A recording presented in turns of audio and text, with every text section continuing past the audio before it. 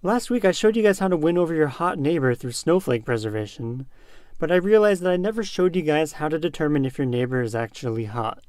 Today I'll show you how to construct a device that will let you see heat coming off your neighbor and thereby reveal their hotness. We'll be building a Schlieren system, an apparatus for viewing differences in air density that would normally be invisible, such as rising pockets of hot air.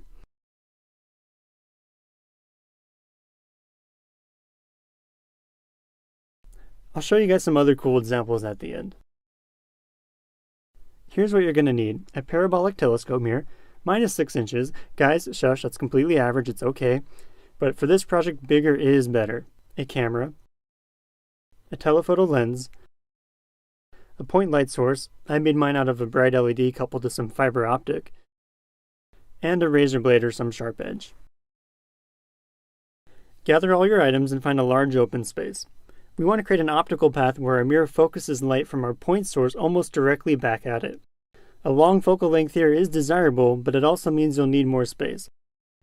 Before we go any further, we need to understand how Schlieren systems actually work. Schlieren systems operate on the principle of refraction, that light will bend when passing through media of different density. Refraction is responsible for mirages, Pink Floyd album covers, and pretty much every microchip currently produced. You've probably even seen it in a kitchen or chemistry class as well. In a Schlieren configuration, refraction is our friend. When light passes through air of higher density, it refracts and passes to one side of our focal point. Likewise, light passing through less dense air will bend slightly in the other direction and pass to the other side of our focal point. Placing a razor blade at our focal point will block half the light, but otherwise leave our image unaffected. The consequence, however, is that light that refracted through the less dense air gets completely rejected, and light that refracted through the denser air gets passed. This simple effect leads to some pretty amazing results. When setting up a Schlieren system, it's paramount that the point source and focal point be co-located. Ideally, the focal point will be as small as the point light source itself.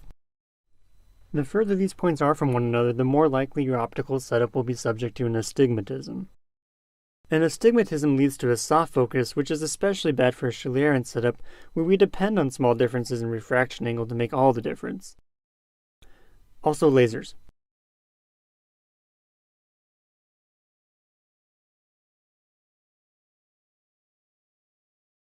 Once you have your optics tuned, all that is left is to align your camera, zoom in on your mirror, and make adjustments to the knife edge. This part can be tricky, as small movements have a big effect. You want an image that is dim, but not black. You'll know you've gotten it right when you see imperfections in the shape of your mirror. There, you're done.